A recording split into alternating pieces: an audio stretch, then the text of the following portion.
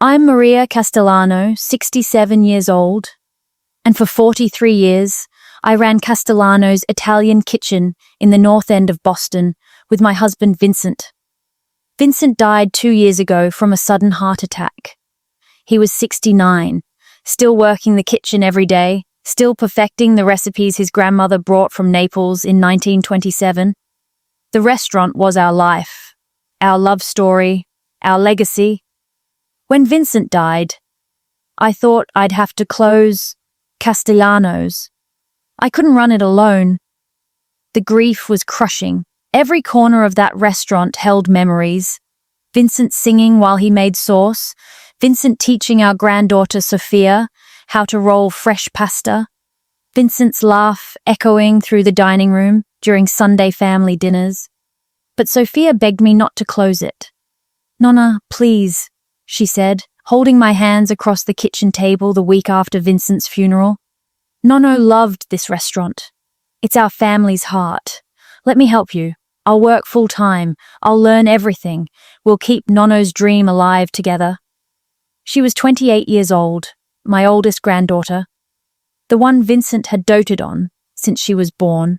He'd taught her to cook, shared family stories, treated her like the daughter we never had. I loved her desperately, so I said yes. For 18 months, Sophia and I ran Castellano's together. I handled the business side, ordering, scheduling, finances. She worked the kitchen, learning Vincent's recipes, mastering his techniques. We were a team. We were family. We were healing together. I trusted her completely. That was my mistake. 3 months ago, Sophia told me she was taking a week off to visit her boyfriend in California. I was surprised she'd never mentioned a boyfriend, but I was happy for her. She deserved joy after helping me through the darkest period of my life. "Go, sweetheart," I said. "Enjoy yourself. You've worked so hard." She hugged me tight. "I love you, Nonna. Thank you for everything." That was a Tuesday. She left for California. On Wednesday morning. On Thursday afternoon, my friend Rosa came into the restaurant. Her face worried. "Maria, I need to show you something." She pulled out her phone and showed me a Facebook post. A new restaurant had opened in Cambridge, just 20 minutes away, called Sophia's Modern Italian. The owner, according to the post, was Sophia Castellano, my granddaughter. The menu featured authentic family recipes passed down through generations. The photos showed dishes identical to Vincent's signature meals. His Sunday gravy, his ossobuco, his pasta carbonara, made the way his Neapolitan grandmother taught him. I stared at the phone, my hands starting to shake. "Maria?" Rosa touched my arm gently. "Did you know about this?" "No," I whispered. Rosa showed me more posts. Sophia had been planning this restaurant for months. She'd secured investors, signed a lease, hired a staff. The grand opening had been last Friday, while she was supposedly helping me at Castellano's. And she'd used Vincent's recipes, our family's recipes, the ones Vincent had protected for 43 years, the ones he'd only taught to family, the ones that represented 4 generations of Castellano cooking. She'd stolen them. I closed the restaurant early that day. I went home to the apartment I'd shared with Vincent for 41 years, and I sat in his chair, the old leather recliner he'd refused to replace, and I cried. Not quiet tears, wrenching, gut-deep sobs that came from somewhere I didn't know still existed inside me. Vincent had loved Sophia more than anything except me. He'd spent years teaching her, sharing his knowledge, trusting her with our family's legacy. He'd dreamed of her eventually taking over Castellano's, keeping it in the family. And she'd taken everything he gave her and used it to compete against us. Against me. Against his memory. That night, I couldn't sleep. I kept thinking about the past 18 months. All the times Sophia had worked in the kitchen at Castellano's, photographing recipes, writing down measurements, asking detailed questions about techniques. I'd thought she was learning to honor Vincent's memory. She'd been stealing. The next morning I drove to Cambridge. Sophia's modern Italian was in a trendy neighborhood near Harvard, the kind of place with exposed brick and industrial lighting. Young and hip. Everything Castellano's wasn't. I stood across the street and watched through the window. The lunch rush was starting. Tables were full. Sophia was in the open kitchen, visible to diners, cooking with confidence and flair. She looked happy, successful, proud. She saw me through the window. Our eyes met. For a second, something flickered across her face. Guilt, maybe, or fear. Then she looked away and kept cooking. I walked into the restaurant. A young hostess greeted me cheerfully. "Welcome to Sophia's Modern Italian. Table for one. I'm here to see Sophia. Tell her her grandmother is here." The hostess's smile faltered. "Oh, I'll find her myself." I walked straight to the kitchen. Sophia was plating pasta carbonara, Vincent's carbonara, the one with guanciale and pecorino romano, the one he'd learned from his grandmother in Naples. "Sophia." She turned, her face carefully blank. "Nonna, what are you doing here?" "What am I doing here?" "What are you doing here? You told me you were in California visiting a boyfriend." "I was. I came back early." "To open a restaurant using your grandfather's recipes?" "The recipes you learned while working in my restaurant?" Other kitchen staff were watching now, uncomfortable. Sophia set down the plate and gestured to a small office in the back. "Let's talk privately." We went into the office.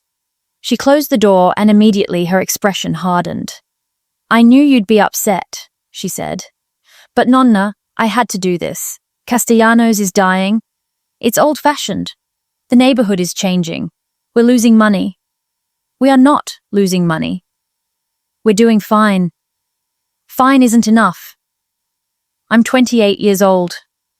I can't spend my life running a restaurant that's stuck in 1950. I have ideas, modern ideas, and I needed to use what Nonno taught me before it's too late." "So you stole his recipes?" "I didn't steal them. He taught them to me. They're mine now."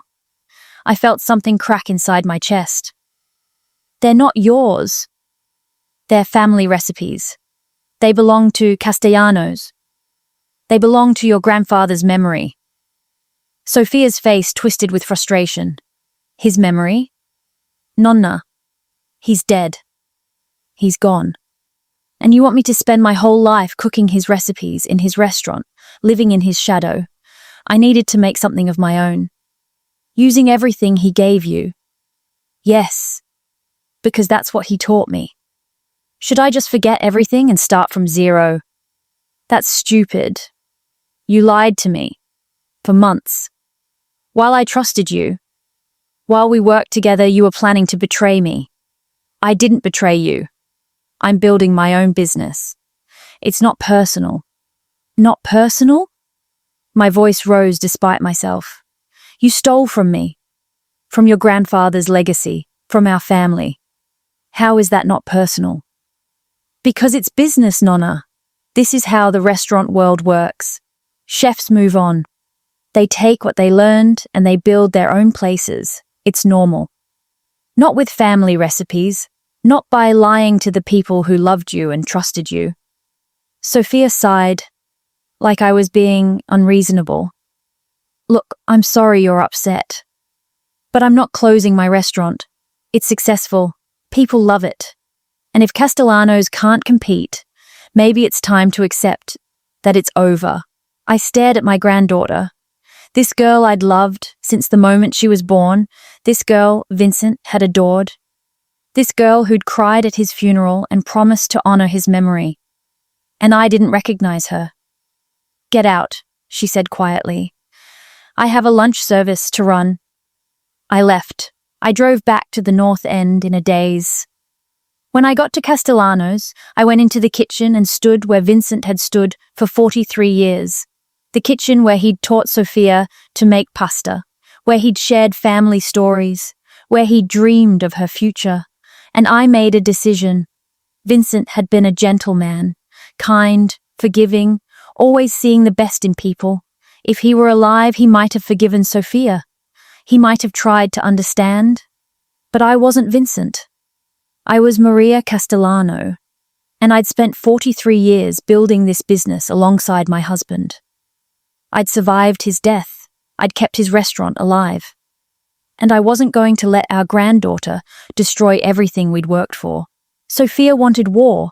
Fine, she'd get war. But she'd forgotten something important about her Nonna.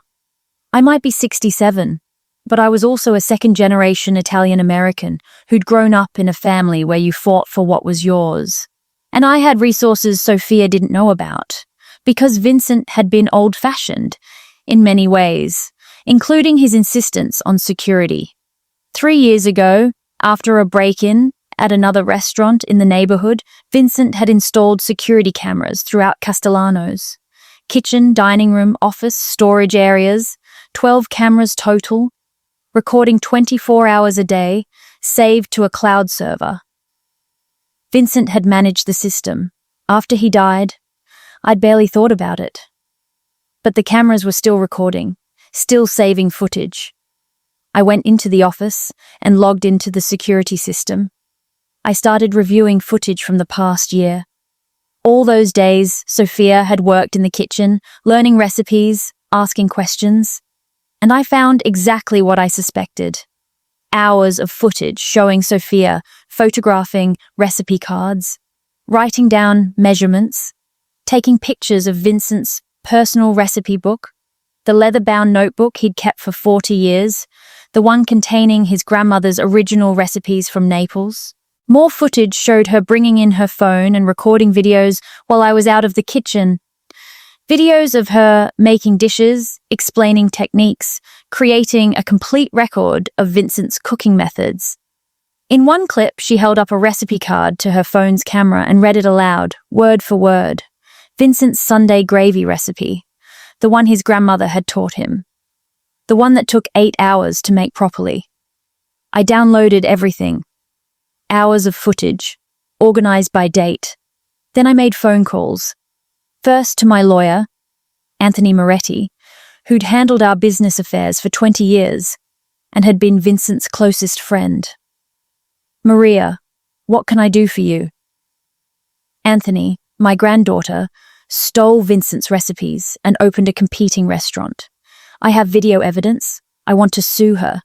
Silence. Then, Jesus, Maria. Sophia did this. Yes. Tell me everything. I explained.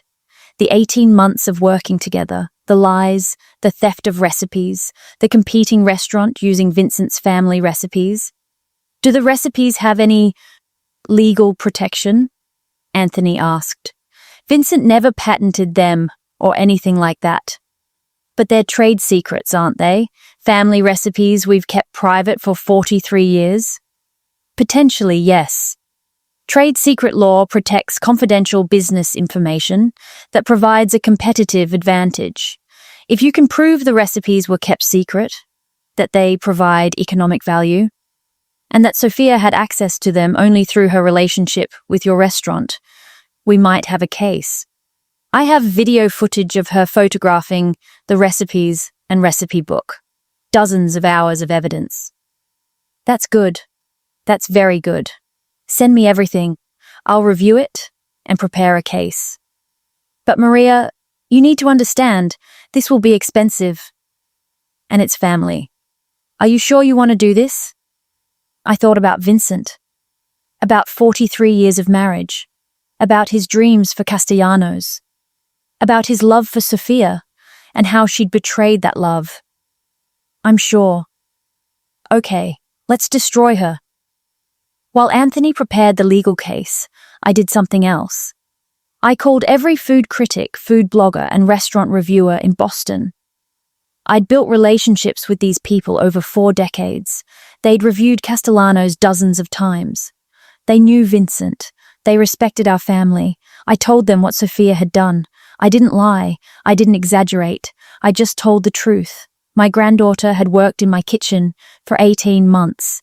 After my husband's death, learned his family recipes while pretending to help me, then stole those recipes to open a competing restaurant. The response was immediate and fierce. Food critics are like any community. They have ethics, codes, unwritten rules. One of those rules is that you don't steal from family. You don't betray the people who taught you. You don't take someone else's legacy and pretend it's yours. Within a week, 3 major food blogs had published articles about Sophia's modern Italian. Not reviews, exposés. Articles about how Sophia had stolen family recipes, lied to her grandmother, and built her business on someone else's legacy. The headlines were brutal. Cambridge restaurant, built on stolen family recipes.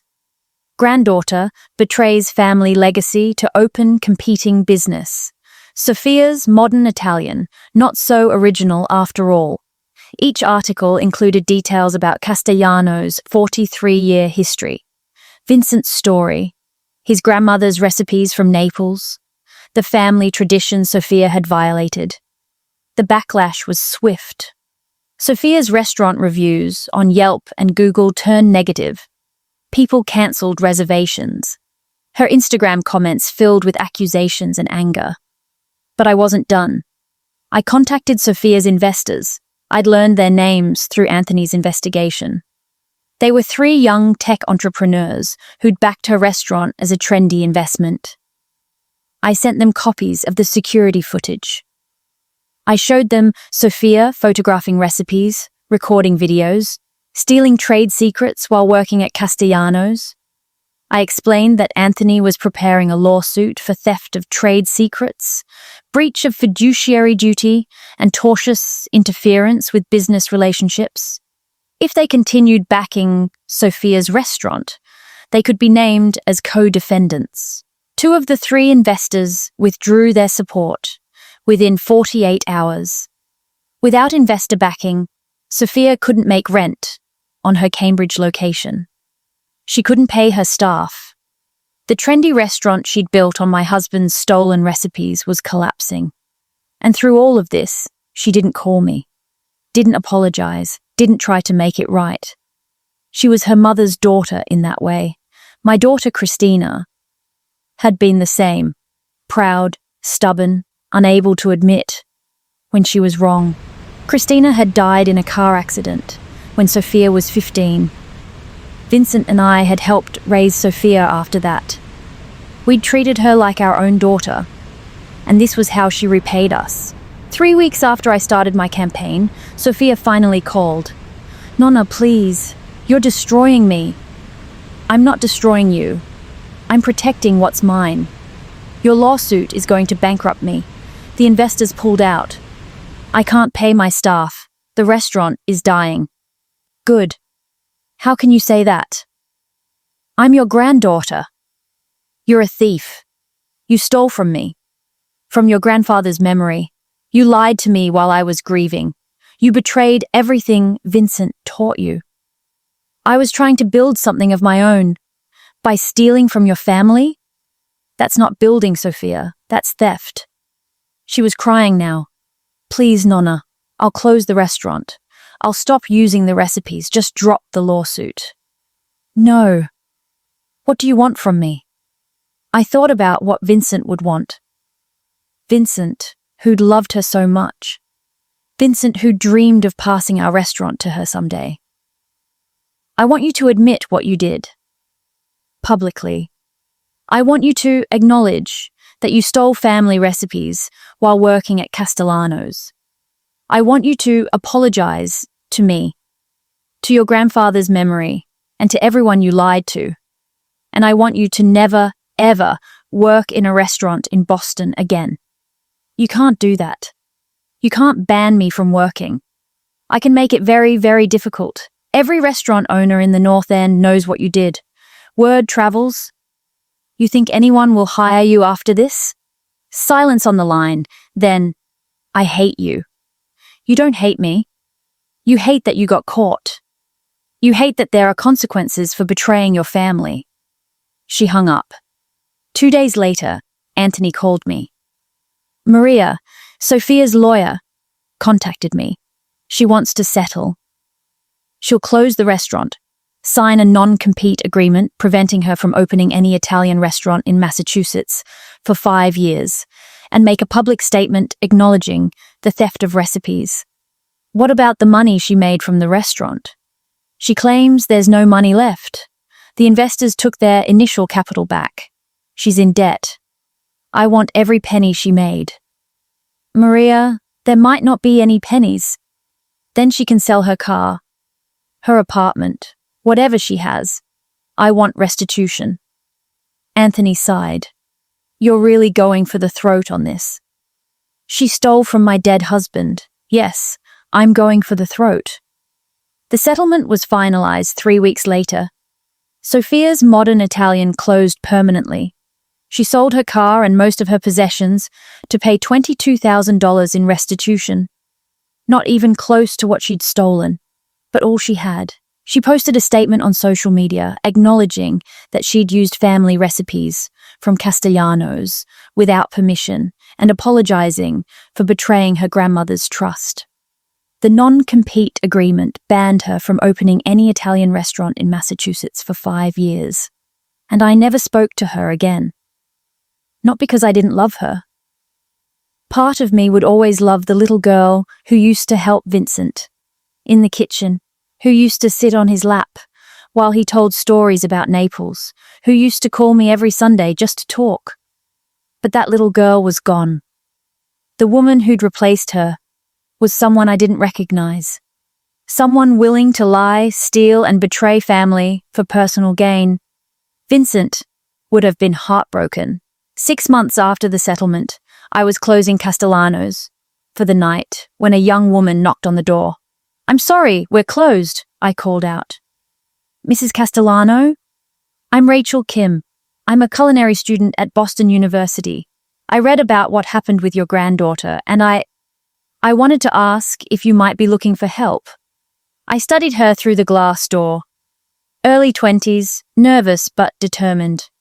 Why would you want to work here? I asked, unlocking the door. Because of the story I read about your husband. About his grandmother's recipes from Naples. About 43 years of family tradition. That's what cooking should be about, not trendy restaurants or Instagram photos. Real food, real history, real family. Something in her voice reminded me of Sophia. The old Sophia, before ambition and greed changed her. You know I can't pay much, I said. This is a small, old-fashioned restaurant. We're not trendy. We're not modern anything. I don't care about trendy.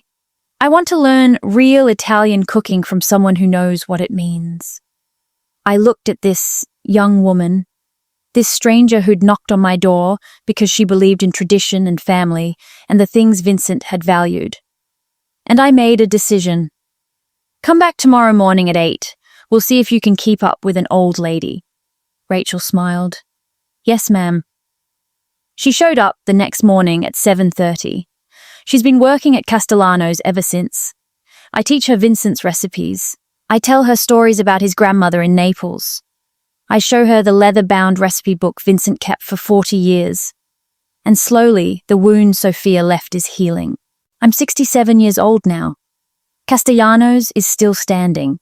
Still serving Vincent's grandmother's recipes. Still carrying on 43 years of family tradition. Sophia is working at a marketing firm in New York. She left Boston 6 months ago, probably to escape the reputation she built here. We don't speak. Maybe we never will again. Sometimes, late at night, when I'm closing the restaurant, I stand in the kitchen and I talk to Vincent. I protected it, I tell him. Our restaurant. Your recipes. Your legacy. I know you would have forgiven her, but I couldn't. I'm sorry. I like to think he understands. Vincent was forgiving, but he was also proud of what we'd built. He wouldn't have wanted it stolen and exploited. Last week, Rachel made Vincent's Sunday gravy from scratch. 8 hours of simmering, layers of flavor building, the whole restaurant smelling like Vincent's childhood in Naples. She brought me a bowl to taste. I took a spoonful and closed my eyes. It was perfect. exactly the way Vincent made it, exactly the way his grandmother taught him. "Well?" Rachel asked nervously. I opened my eyes and smiled. Vincent would be proud. She beamed. And in that moment, I realized something. Sophia had tried to take Vincent's legacy and use it for her own gain. But Vincent's real legacy wasn't recipes or restaurants. It was the love of cooking, the respect for family, the understanding that some things are sacred and must be protected. Rachel understood that. Sophia never did. I'm Maria Castellano, 67 years old. My granddaughter stole my dead husband's recipes and opened a competing restaurant. She thought I was just a grieving old widow who couldn't fight back. She thought she could take everything Vincent built, and I'd be too weak to stop her. She was wrong. I used security footage to prove theft. I destroyed her reputation with food critics. I scared away her investors. I sued her until her restaurant collapsed. And now I'm teaching Vincent's recipes to someone who actually deserves them. Someone who understands that family legacy isn't something you steal. It's something you earn. Sophia got what she deserved, nothing. And I got what Vincent wanted. Our restaurant still standing, still serving his grandmother's recipes, still honoring 43 years of love and tradition. Never underestimate a grandmother protecting her husband's legacy.